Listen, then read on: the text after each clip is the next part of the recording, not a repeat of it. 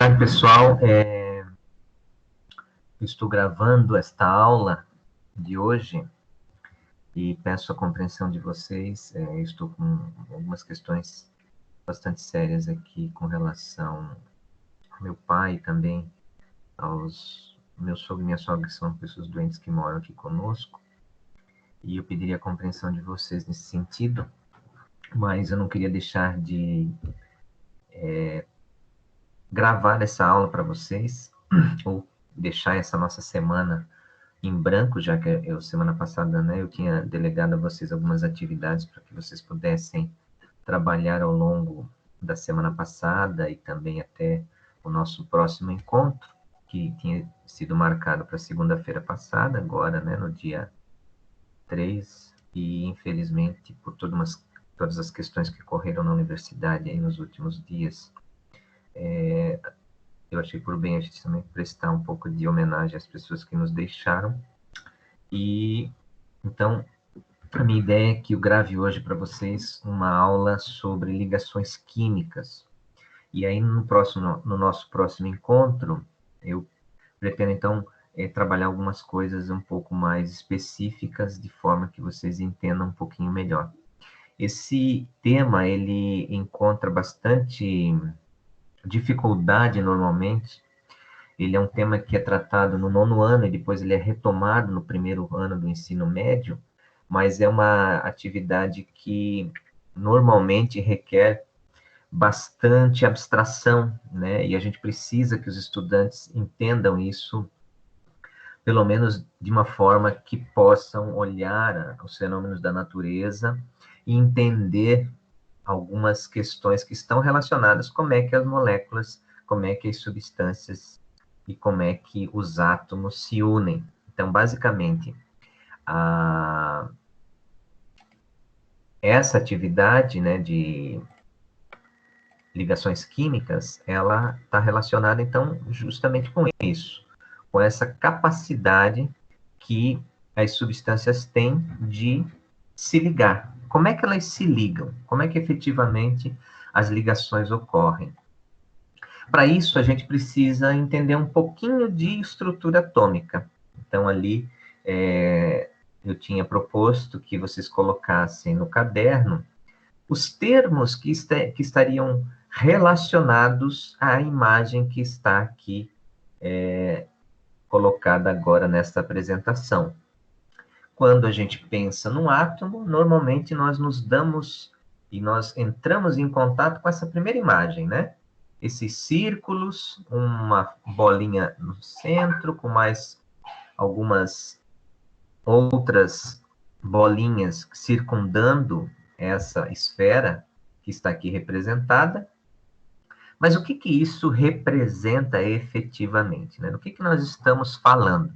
Então, como a gente não vai trabalhar isso agora com vocês, fazendo os exercícios aí na nossa aula síncrona, eu vou tentar colocar para vocês, então, como é que eu gostaria que vocês refletissem comigo esse tema. Então, nós temos aqui uma representação esquemática, lembrem sempre que isso é um esquema, né? O átomo não é isso que nós colocamos aí, mas quando a gente associa a imagem de um átomo, a gente se depara com essa estrutura. Então, a gente tem um núcleo, né, que está representado assim por essa esfera branca. Vocês podem perceber que ela circunda a ela três outras esferas azuis, que nós podemos atribuir a ela um nome, alguma entidade que represente essas esferas. Nós temos, então, a eletrosfera, o próprio nome diz, eletrosfera significa a esfera onde os elétrons estão girando. E os elétrons giram ao redor do núcleo, né, desse jeito que está aqui representado, ou pelo menos julga-se que eles façam esse tipo de movimento, né, um movimento elíptico, e isso em função, depois a gente vai ver, à medida que o átomo de um determinado elemento químico se ligar a um outro, ele vai se comportar de uma maneira muito diferente. Ele vai ficar mais próximo de um átomo ou mais distante de um outro. Então, nós temos a eletrosfera, que é essa figura que onde os elétrons estão em altíssima velocidade girando. E aqui nós temos o modelo, duas palavras, né? O modelo atômico de Thomson e o modelo atômico de Dalton. Então, a palavra átomo vem justamente da átomo, não significa não divisível, né? Que não tem divisão. Isso era uma atribuição que os gregos deram ao que eles julgavam que a matéria ia chegar num ponto que ela não ia mais ser possível se dividir. E a essa não divisão, eles deram o nome de átomo. Só que essa figura que a gente está vendo aqui, ela representa o átomo de Thomson, que é uma representação onde nós temos os elétrons. O átomo de Thomson é um átomo que é proposto por Thomson através dos experimentos que ele fez, e ele pôde constatar, então, que haviam elétrons circundando esta estrutura mais densa que está no núcleo do átomo. Mas, professor, por que não é o átomo de Dalton? Não, o átomo de Dalton, ele atribuía ao átomo uma característica de que ele era uma esfera maciça. E Thomson, fazendo uns experimentos, né, com luz, com laser, ele pôde constatar que esse átomo, ele tinha espaços vazios, certo? E esses espaços vazios eram preenchidos com elétrons. Então, esse modelo atômico, sempre que a gente vê essa figura, esse é o átomo de Thomson. Professor, por que não é o de Dalton? Porque o de Dalton, ele tinha uma ideia de que era uma bolinha, uma esfera. Cargas elétricas. Onde é que estão as cargas elétricas? Bom, as cargas elétricas sempre estarão associadas ao elétron. Elétron, eletricidade. Ah, professor, então quem conduz eletricidade são os elétrons. Quem viaja nos nossos cabos aí nas cidades são os elétrons. Exatamente isso. São os elétrons que viajam, ok? E esses elétrons, eles têm carga. Qual é a carga do elétron? Uma carga negativa, certo? E onde eles estão? Na eletrosfera. Próton. Bom, eu falei para vocês que havia um núcleo. Nesse núcleo tinha pelo menos aqui, dois tipos de esferas. Três esferas azuis e uma esfera branca. Afinal de contas, quem são essas esferas brancas e essas esferas azuis? Bom, a esfera azul é o próton, que tem carga positiva.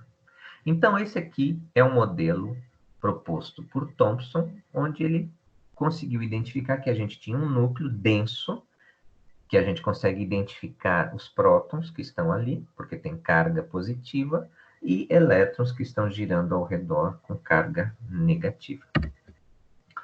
Bom, dito isso, a gente avança um pouquinho agora para o que consiste, enfim, a ligação entre dois átomos.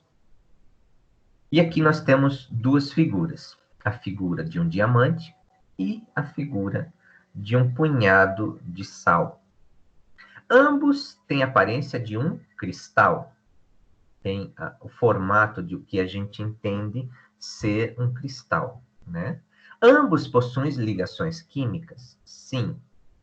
Porém, a gente vai observar que aqui nós temos naturezas de ligações muito diferentes, tá? O sal que está aqui representado como sal de cozinha, a gente vai falar muito hoje nessa aula do modelo usando o sal de cozinha, o cloreto de sódio, para a gente entender um pouquinho de ligação química. Ele difere muito do que seja a estrutura química do cristal do diamante, por exemplo, que é o nosso modelo aqui. Apesar do diamante estar representado com essa figura mais próxima, dando uma ideia, né, dessa magnitude, dessa perfeição, se a gente for olhar microscopicamente também a estrutura do cloreto de sódio, a gente vai ver também que ele tem esse arranjo cristalino muito diferente, muito bonito. Porém, a natureza química dessas duas ligações, elas são distintas. A ligação química que dá origem ao diamante, como está dito aqui, é uma ligação dita covalente. Covalente porque há um compartilhamento dos elétrons. A natureza química da ligação que dá origem ao sal de cozinha é de outra natureza, que é a ligação dita iônica, porque forma íons, o cátion e o ânion, como eu já falei numa aula anterior. Se a gente conseguir tirar uma foto do diamante, a gente vai perceber que há um conjunto, a união desses átomos representados aqui geometricamente, né? Primeiro, o átomo, o diamante, ele é formado por ligações de carbono. Ele é formado por ligações de carbono.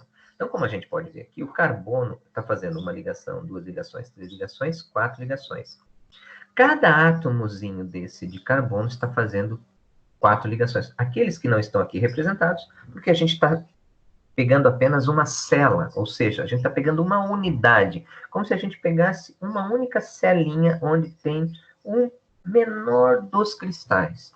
E a gente percebe, então, que há um arranjo perfeito da ligação que faz a união dos átomos de carbono para dar origem ao diamante. E se vocês observarem, todos os ângulos aqui são ângulos perfeitos, são ângulos com a mesma. Claro que nós estamos analisando uma figura plana de uma imagem que seria tridimensional, mas os átomos que formam essa ligação, eles estão unidos sempre pelo mesmo ângulo. E isso confere, então, ao diamante a sua dureza. Por isso que o diamante é tão duro. E se a gente for olhar, por exemplo, o carvão, que também é formado por átomos de carbono, porém, a natureza química dele é muito diferente dessa aqui. Aqui embaixo a gente tem o carvão mineral, bonito, como vocês estão observando. E se a gente, então, projetar, como está sendo colocado aqui na figurinha D, ele se forma, ele não forma essa estrutura tridimensional, ele forma como se fosse um tapete que vai sobrepondo esse tapete um sobre o outro, que vai dando a forma do carvão. E isso confere ao carvão, digamos assim, né, o carvão mineral, uma outra característica. Ele é um bom adsorvente. Ó, como vocês podem observar aqui, ele adsorve muitas moléculas. É possível adsorver muito material. Ele pode adsorver, ou seja, pode grudar no carvão várias substâncias. Por isso que o carvão vegetal, ele é usado, por exemplo, como adsorvente. A gente coloca dentro da geladeira para absorver os odores que tem na geladeira, ou mesmo a gente pode, alguns já podem ter visto isso, naquele nosso filtro de barro, aquele nosso tradicional filtro de barro, dentro tem uma vela. No interior daquela vela existe carvão compactado, como está aqui representado na figurinha D, e essa compactação faz com que ele seja um material que tem uma grande adsorção. Para a gente entender como é que os átomos se unem e por que uns gostam mais de se unir a um determinado elemento químico em detrimento de outro, a gente tem que olhar para a tabela periódica. E quando a gente olha para a tabela periódica, a gente vai ver os metais que estão representados aqui em rosa, em vermelho, e também esse salmão.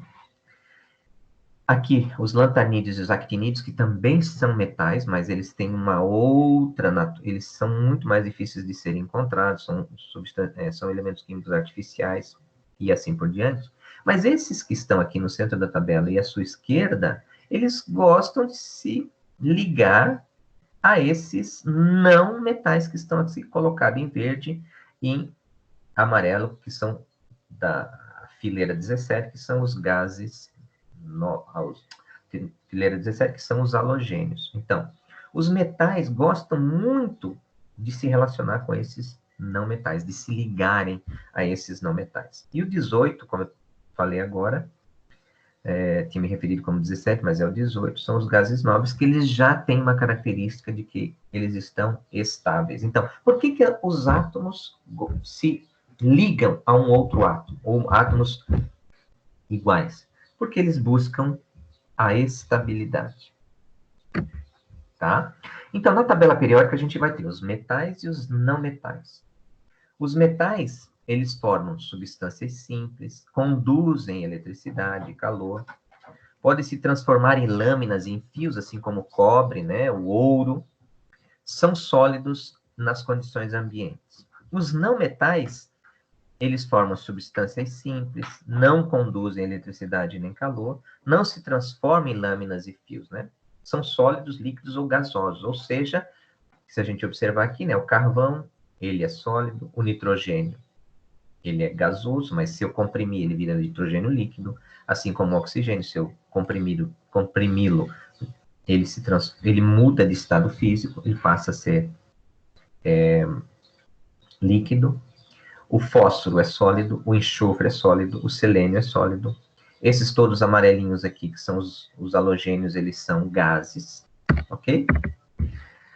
Metais têm uma tendência de perder elétrons, e ao perder elétrons, eles perdem uma carga negativa. Se eles perdem uma carga negativa, eles passam a ser elementos químicos positivos, eles formam cátions.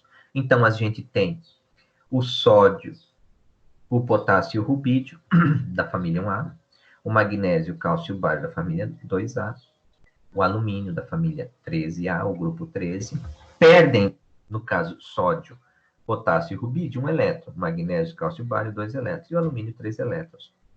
Então, esses elementos, eles preferem perder elétrons, por quê? Para atingir a regra do octeto. Por outro lado, os não metais, eles gostam de receber elétrons. Eles preferem ganhar elétrons, eles preferem ganhar cargas negativas, ok? Quem são esses caras? Nitrogênio e fósforo, oxigênio e enxofre, flúor e cloro. E aí, ao ganhar carga negativa, eles ficam negativos, né? Eles ficam com elétrons a mais. Fica nitrogênio negativo, menos 3, fósforo menos 3, oxigênio menos 2, enxofre menos 2, flúor e cloro menos 1.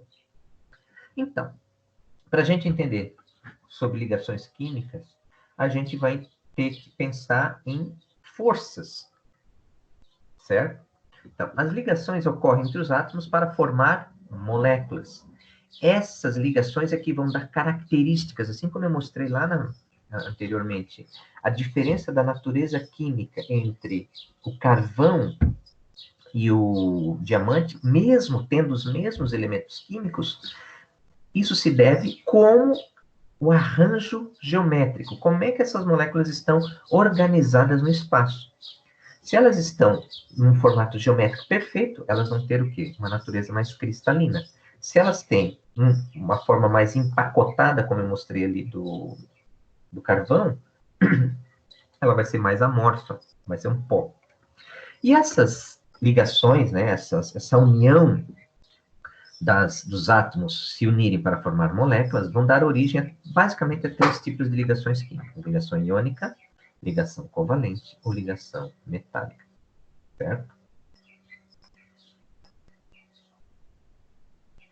E aí nós temos algumas naturezas dessas ligações. Por exemplo, eu mostrei para vocês na água que a molécula de água, formada por H2O, se une a uma outra molécula de água e ela dá à molécula de água aquela natureza física que é a tensão superficial, né? Que é essa representação aqui, esse hidrogênio de um átomo de uma molécula de água que se une com o oxigênio de uma outra molécula de água. Na realidade, ele não se une, ele se aproxima. E isso faz com que a molécula de água, na superfície, né, faça com que haja formação da gota, haja formação da possibilidade dos insetos caminharem sobre a água, se deve a essa natureza da formação de polos entre uma molécula e outra, tá? Lewis elaborou uma teoria para tentar explicar como é que os átomos se unem, tá? Então, átomo de hidrogênio, que está representado lá na tabela, bem lá no cantinho, né, e a gente vai ver que ele está lá sozinho, ele teria um elétron. Mas para ele existir, ele não é feliz com esse elétron. Ele precisa de um outro elétron, ele precisa se unir a um outro átomo de hidrogênio. Ao se unir a um outro átomo de hidrogênio, ele forma a molécula de hidrogênio, que a gente representa por H2. Ele faz isso porque ele quer ficar parecido com o irmãozinho dele, que está aqui, que é o hélio. Ele quer ficar parecidinho com o hélio, que tem 2 elétrons e está estável. Por outro lado, o carbono. Não existe carbono sozinho viajando com 4 elétrons. Ele está lá na família 4, né? E ele tem 4 elétrons na sua última camada. Para ele ser feliz, ele precisa ficar com mais 4. Mas para ele ficar com mais 4, ele vai ter que se unir, por exemplo, a um outro átomo de carbono. E aí, eles ficariam compartilhando 8 elétrons. A molécula de água, quando a gente representa os tracinhos da molécula de água, a gente está representando que um oxigênio da água está interagindo com um elétron do oxigênio da água está interagindo com o hidrogênio de uma molécula de hidrogênio, formando esse tracinho. Então, esse tracinho significa que eu tenho um elétron do hidrogênio e um elétron do oxigênio fazendo uma ligação covalente, uma ligação de compartilhamento. Agora, se eu pegar o etileno é um gás. É um gás, por exemplo, que é liberado pelas frutas na medida em que elas estão amadurecendo.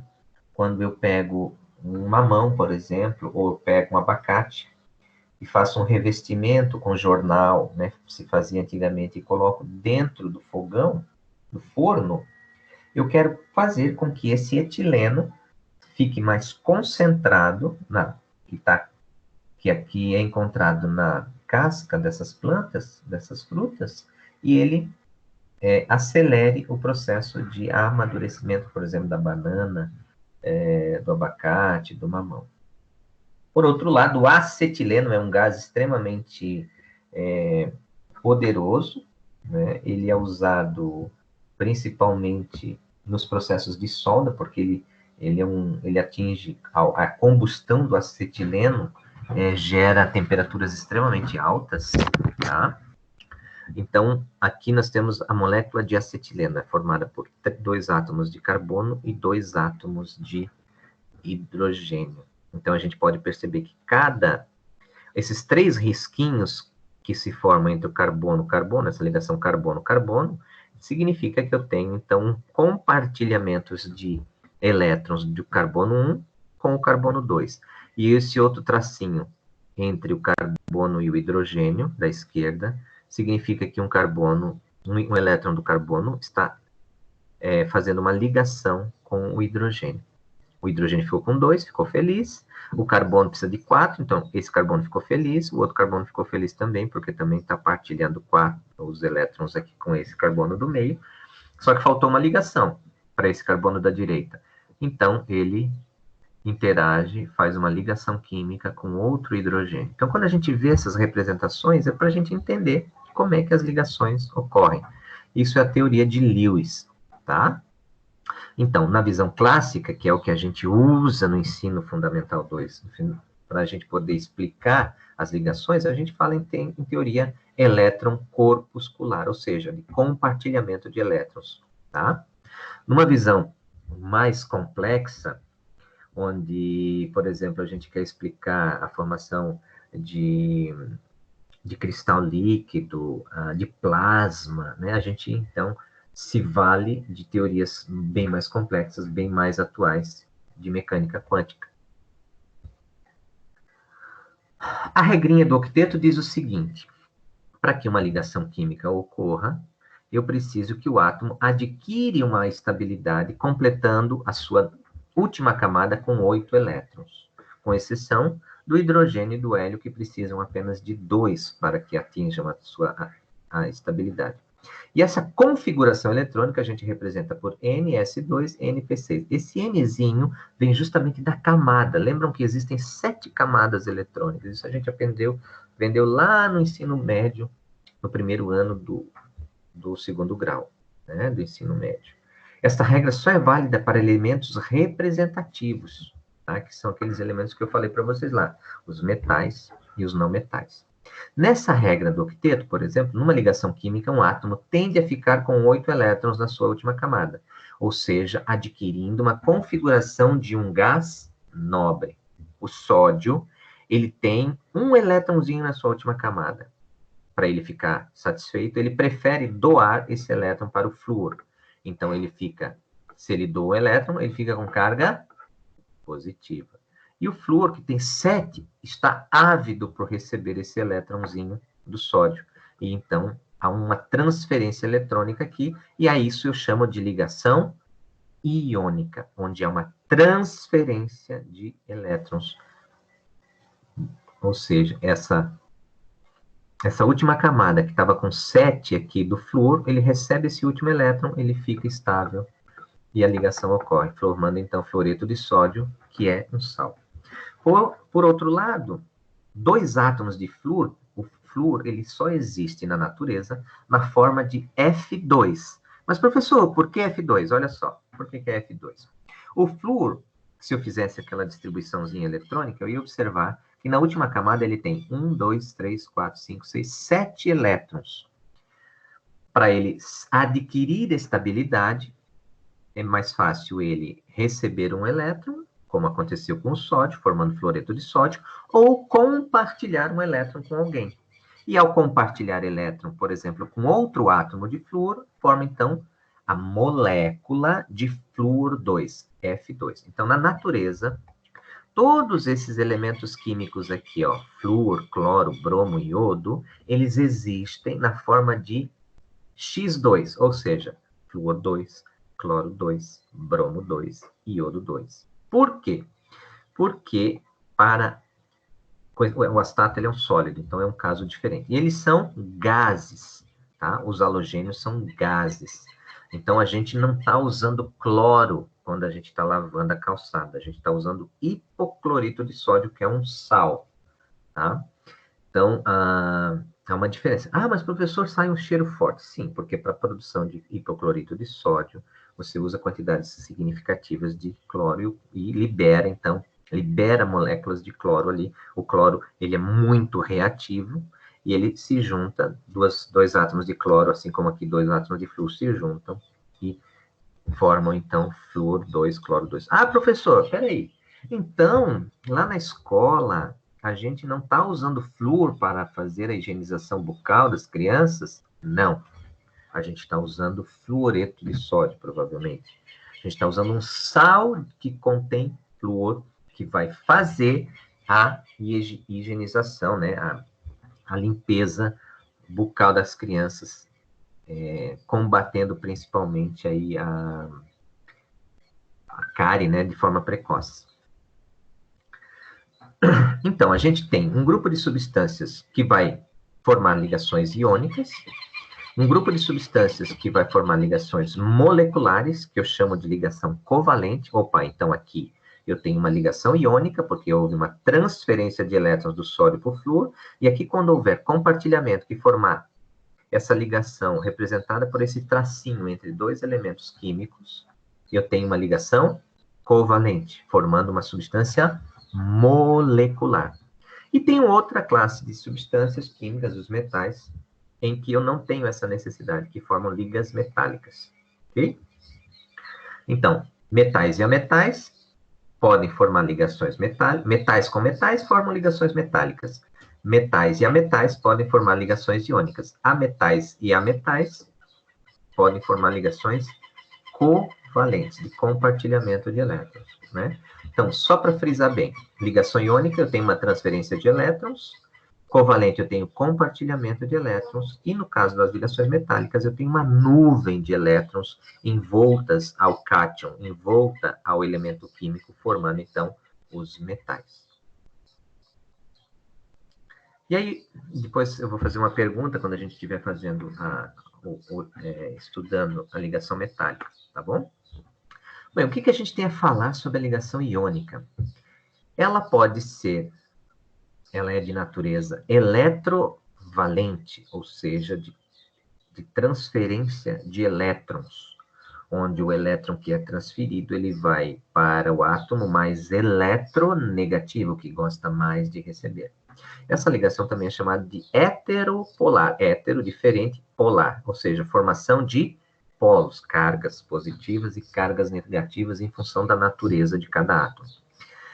Por definição, elétrons são transferidos de um átomo para o outro, dando origem a íons de cargas contrárias, como já falamos anteriormente, né? Representando aqui o sódio e o cloro, que é o mesmo exemplo do sódio e do flúor.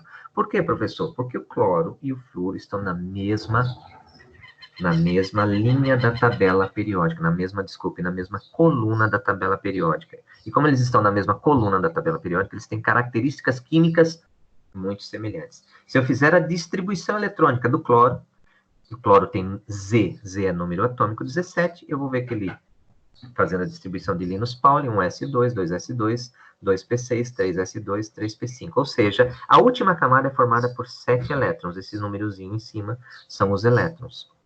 Por outro lado, o sódio, ele é número atômico 11, se eu fizer a distribuição dele, é 1s2, 2s2, 2p6, 3s1. Ele tem um elétron na última camada, como a gente viu. O que ele prefere?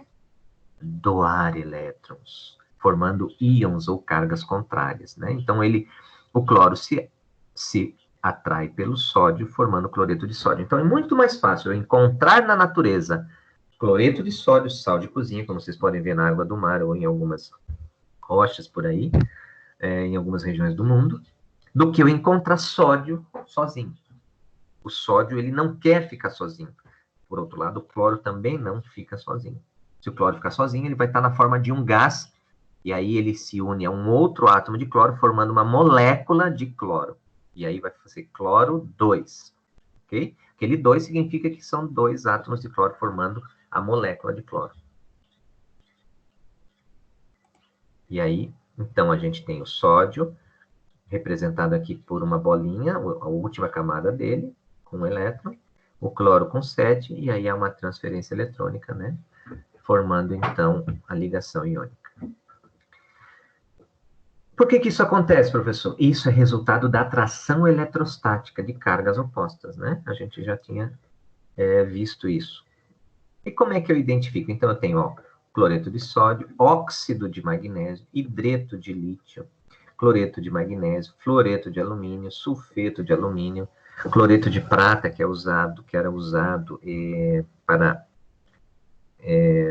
a reprodução de fotografias, se usava, ele era um revelador, né? Então aquele papel era revestido então com cloreto de prata, que sob a ação da luz ele era usado para a revelação fotográfica. Brometo de potássio.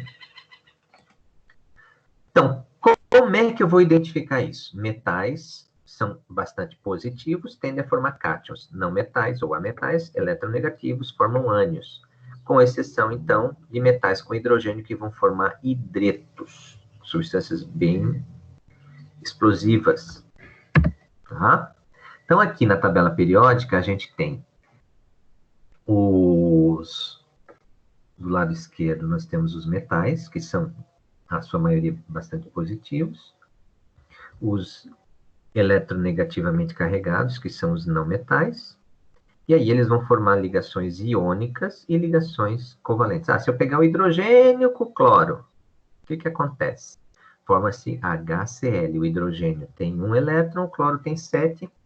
Como o hidrogênio não vai querer doar, porque ele quer ficar parecido com o irmãozinho dele, que é o gás nobre, o hélio, ele vai compartilhar, vai formar uma ligação covalente, formando ácido clorídrico.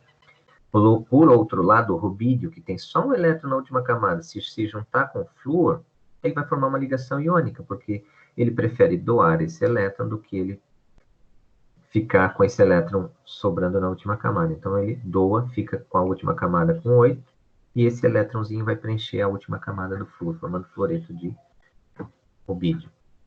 O CO2, o gás que é produto da queima de combustível fóssil, né?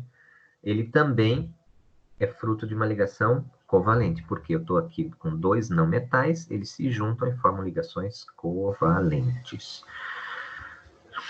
Então, generalizando, metais eles são eletropositivos, perdem elétrons, viram cátions. A metais são eletronegativos, ganham elétrons e viram ânions, como aqui o oxigênio.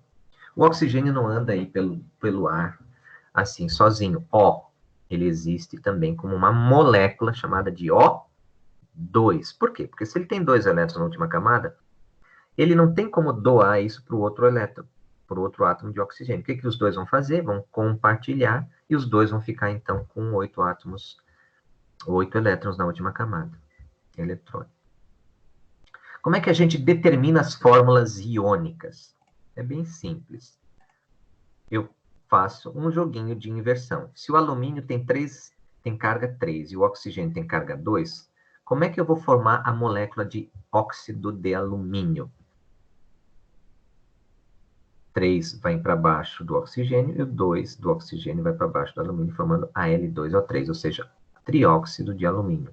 Né? Então, tem essa fórmula geral das ligações iônicas.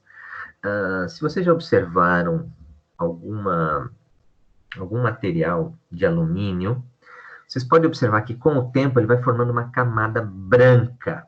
Essa camada branca de alumínio é nada mais do que a oxidação do alumínio, formando óxido de alumínio, que é um pozinho branco. Por que ele faz isso? Porque ele, enquanto metal, ele prefere se ligar a alguém. Na atmosfera tem bastante oxigênio, então ele tem tendência, ele tem reatividade suficiente para se ligar a um átomo, no caso aqui, 3 átomos de oxigênio, formando trióxido de alumínio. Então, olha lá como é que isso acontece. Olha que belezinha. Ele vai, os 3 átomos, né? Então, o oxigênio tem 6 na sua última camada. Então, esse oxigênio aqui, ele vai ganhar 2 de um alumínio. Beleza. Só que sobrou um aqui, desse mesmo alumínio, que vai ser dado para um outro átomo de oxigênio. Então, esse aqui ficou com 7. Opa, mas está sobrando. Então, precisamos de mais um alumínio. Esse segundo alumínio tem 3 elétrons na sua última camada. Ele doa um para esse segundo oxigênio. Esse segundo oxigênio fica com 8. E este, sobraram mais 2 desse segundo alumínio. E ele, então, doa para o terceiro átomo de oxigênio, formando, então, trióxido de alumínio. Né? Esses compostos iônicos, como eu já tinha falado, né, eu consigo observar que eles são sólidos e extremamente bonitos. Por que eles são bonitos? Porque eles são cristalinos e passíveis de serem quebrados. Eu posso romper essa estrutura geométrica. Eu também consigo quebrar o diamante, mas eu preciso de uma força muito maior. Né? Por quê? Porque a natureza geométrica da união daqueles átomos de carbono faz com que esse material seja o material mais duro que existe, né? Uma outra característica importante dos compostos iônicos, fruto de ligações iônicas, é que eles conduzem eletricidade fundidos ou em solução. Então, se eu tiver água destilada, eu não conduzo eletricidade. Por quê? Porque eu só tenho moléculas de água ali. Agora, se eu colocar, por exemplo, sódio, cloreto de sódio, né? Só o sal de cozinha, ele não conduz eletricidade. Ele está na forma sólida. Ele está totalmente empacotado. Por outro lado, se eu colocá-lo em solução, ou estiver fundido, ele vai conduzir eletricidade. Aqui, então, a fórmula iônica, ou a forma de íons, como a gente já tinha visto, né, com o sódio e com o cloro, o que acontece com as camadas eletrônicas? O que acontece quando eu pego um cristalzinho de cloreto de sódio e jogo na água? O que a água vai fazer? Opa, a água vai separar os íons de sódio e de cloro. O cloro vai preferir ficar mais perto do oxigênio, dos átomos de hidrogênio, porque positivo se atrai por negativo, e os átomos de sódio vão preferir ficar mais próximos do oxigênio, porque o oxigênio é mais eletronegativo do que o hidrogênio. O hidrogênio é positivo. Positivo com positivo se repele. Ó. Então, esse sigma significa a natureza eletrônica, ou seja, a natureza dos polos. O oxigênio tem um polo negativo mais concentrado, vai se atrair pelo sódio, e o cloro, que tem uma natureza negativa, vai se atrair pelo polo positivo formado pelas moléculas de água em função dos dois átomos de hidrogênio.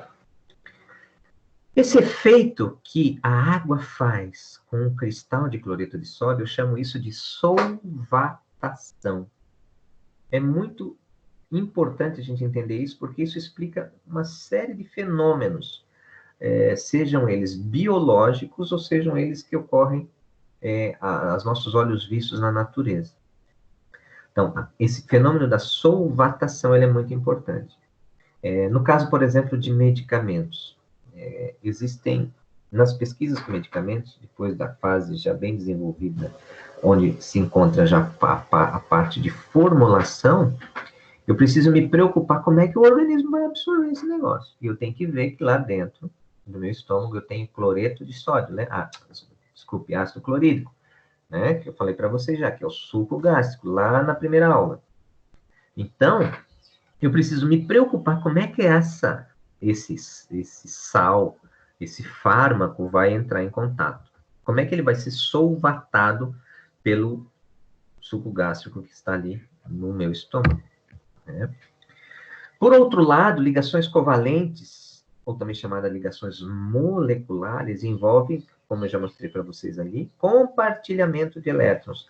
Eu não quero doar o meu, eu preciso do seu e do meu juntos para que eu possa adquirir a estabilidade. Claro que eu vou ter ligações mais polares, onde eu vou ter um átomo de natureza mais positiva, outro de uma natureza mais eletronegativa, mesmo os dois compartilhando, há uma tendência de um puxar mais a corda para o seu lado do que o outro. E eu tenho as ligações covalentes de natureza apolar, quando eu tenho átomos idênticos, ou seja, não há força de atração ou repulsão atuando ali. A ligação covalente, por exemplo, vamos pegar aqui como está no nosso exemplo. Dois ametais, o hidrogênio. O que acontece com o hidrogênio? Ele não fica sozinho. Ele precisa de um outro átomo de hidrogênio para existir na natureza. Certo? Vamos pegar agora um outro exemplo de ligação covalente. Uma ligação entre dois átomos de cloro, como eu falei para vocês. Flúor, cloro, bromo e o iodo, eles existem na natureza na forma F2, bromo 2 e iodo 2. Por quê? Porque ambos precisam compartilhar esses elétrons. Eles têm 7 elétrons na última camada e a fórmula estrutural é representada. Cloro, tracinho, cloro. A ligação molecular a união molecular dos átomos de cloro é representada por Cl2. Por quê? Porque eu preciso de 2 cloros para atingir a estabilidade. Também posso representar por uma nuvem eletrônica, no caso aqui do hidrogênio, ou eu posso ter representação, como está aqui, através desses balõezinhos. Na sala de aula, lá do 9º ano, galera, seria legal a gente levar uns balões e fazer uma espécie de representação física, uma representação mais concreta disso, para os estudantes entenderem como é que as ligações ocorrem. Então, se eu pensar na molécula de HCl, que a gente viu que é o ácido clorídrico que está no estômago, olha só, ela é representada por H-Cl. Só que a nuvem eletrônica ela vai estar mais puxando para o cloro. Primeiro, porque o cloro é maior. Né? A gente escreve assim, HCl, como se os dois átomos fossem do mesmo tamanho, mas não são. O hidrogênio é pequenininho, o cloro é grandão, então o cloro tem mais nuvem eletrônica. É claro que a nuvem vai ficar mais próxima do cloro. Isso faz com que haja um dipolo, ou seja, mesmo uma ligação covalente, como eu falei aqui para vocês, ela tem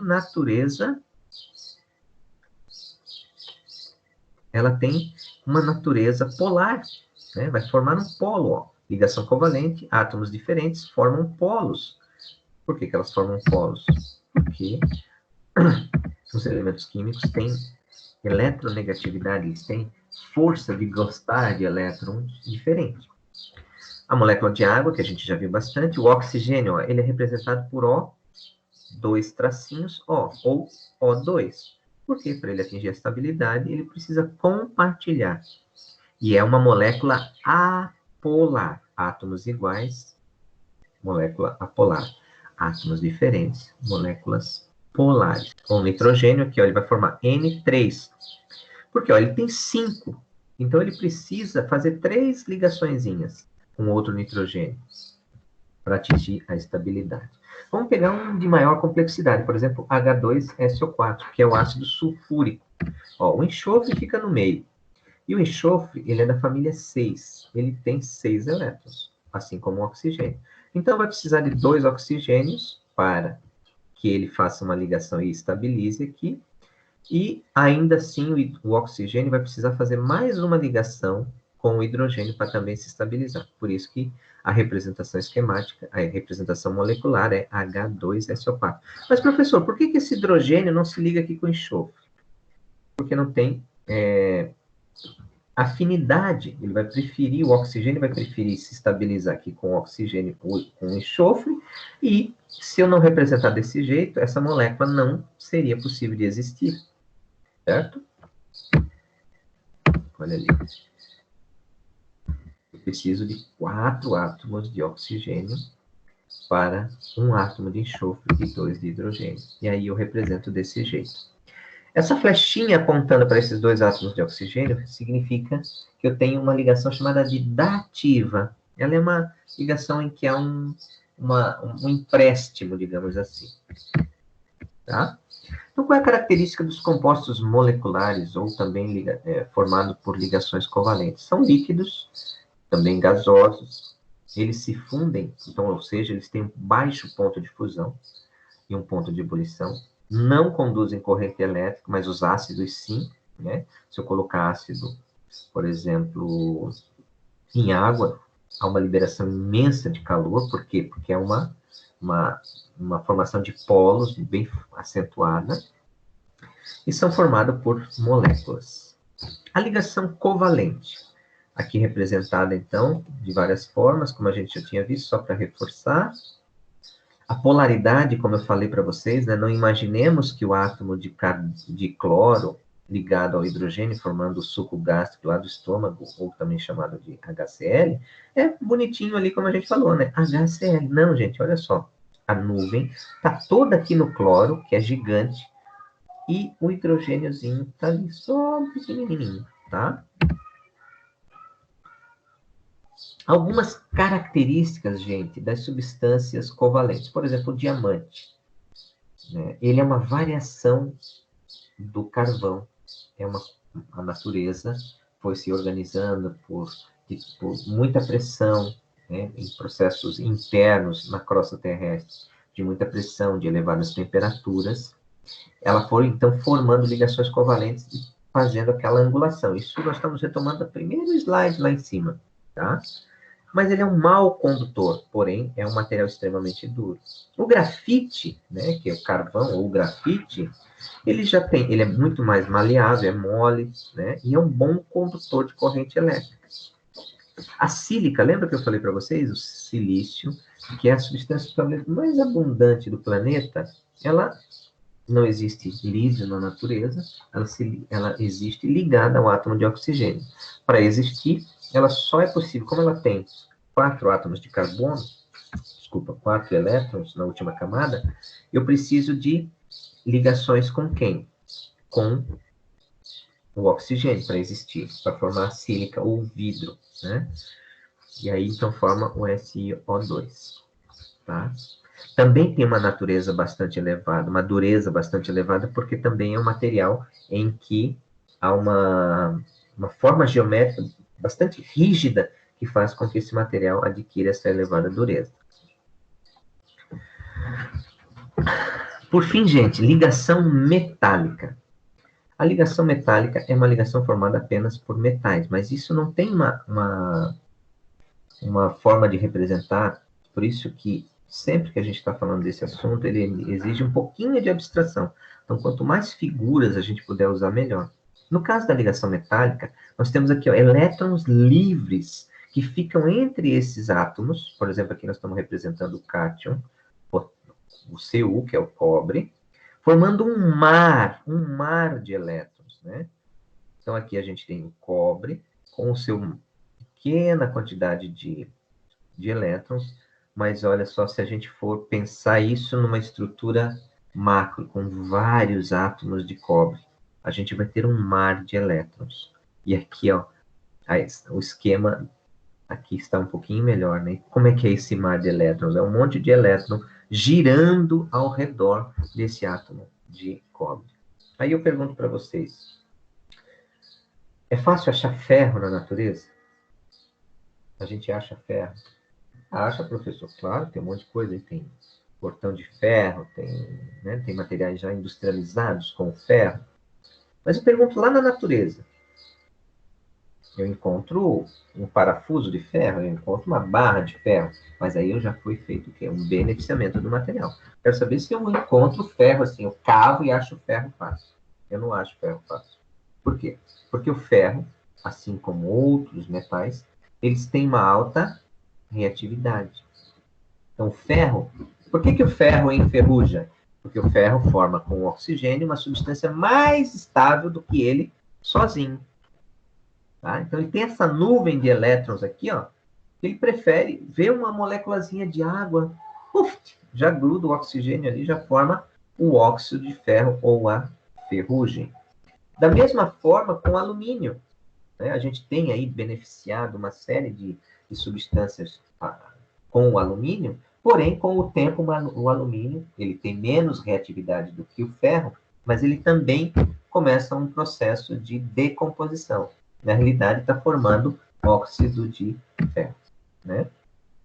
Então, a gente tem aqui o cobre, o níquel, o manganês, o silício, o grafite, o cromo, o molibdênio e o fósforo. Não é tão abundante assim como está representado aqui. Gente, era isso que eu tinha para falar. Claro que com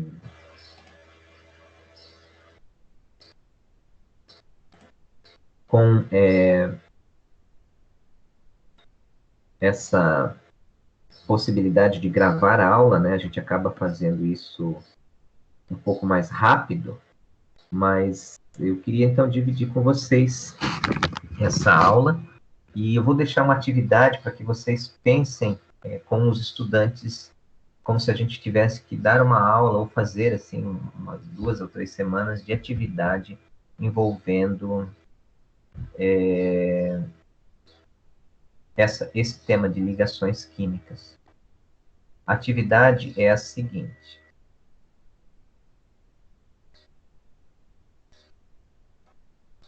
Eu vou abrir aqui.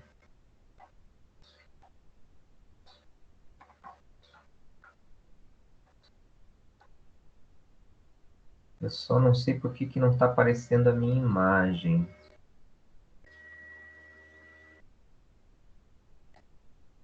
Enfim.